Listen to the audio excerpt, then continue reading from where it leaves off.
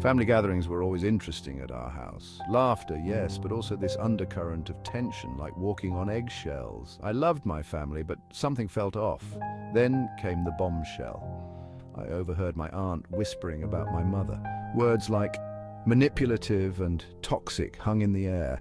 Suddenly, years of subtle digs, guilt trips, and emotional outbursts made sense.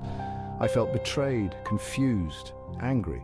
How could my own mother, someone who was supposed to love and protect me, be the source of so much pain? The realization hit me hard. I wasn't imagining things. This wasn't normal. Toxic family relationships leave invisible scars. They chip away at your self-esteem, make you doubt your worth, and warp your sense of reality. Growing up with a toxic parent, I constantly felt inadequate, like I could never measure up. Their words were like poison slowly seeping into my soul. I struggled with anxiety and self-doubt, always second-guessing myself.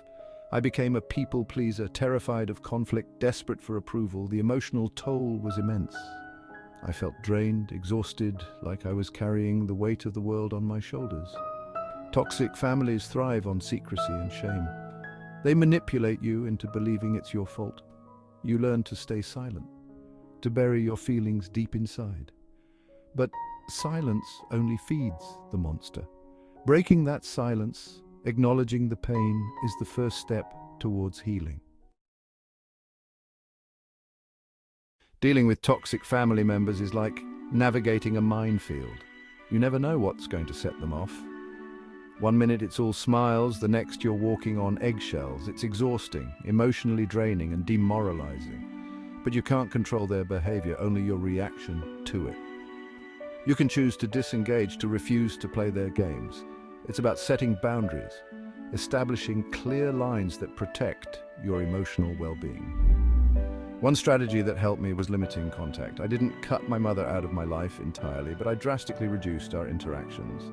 I chose to engage on my terms when I felt strong enough to handle whatever drama came my way. Another crucial step was learning to detach emotionally. It's about recognizing their behavior is a reflection of their own issues, not yours.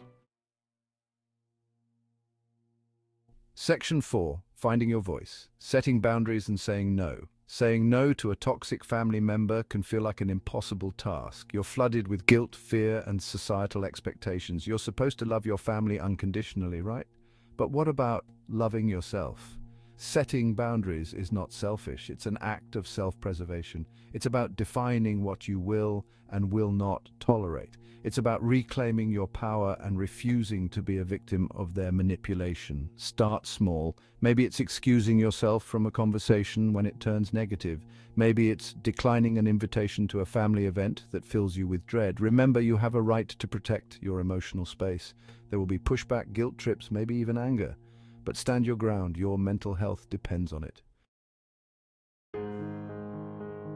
Section 5. The healing journey, reclaiming your life and sanity. Healing from the wounds inflicted by toxic family members is a process, not a destination. It takes time, patience, and a whole lot of self-compassion. There will be setbacks, moments of doubt, and times when you just want to give up. But keep going. You are stronger than you think. Therapy was a game changer for me. Having a safe space to unpack years of emotional baggage was incredibly liberating. It allowed me to see my situation with clarity and develop healthy coping mechanisms. Surrounding myself with a supportive network of friends and loved ones was equally crucial. They provided a listening ear, a shoulder to cry on, and a much-needed dose of perspective.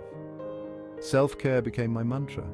I started prioritizing my own needs. I learned to be kind to myself, to forgive myself, and to celebrate my strength. Section 6. Embracing hope. You are not alone. If you're struggling with a toxic family member, please know that you're not alone. You don't have to suffer in silence. There is hope, and there is help available. Reaching out for support is not a sign of weakness, but a testament to your strength and resilience. Remember, you are not defined by your family history. You are not your parents' mistakes. You are worthy of love, respect, and happiness.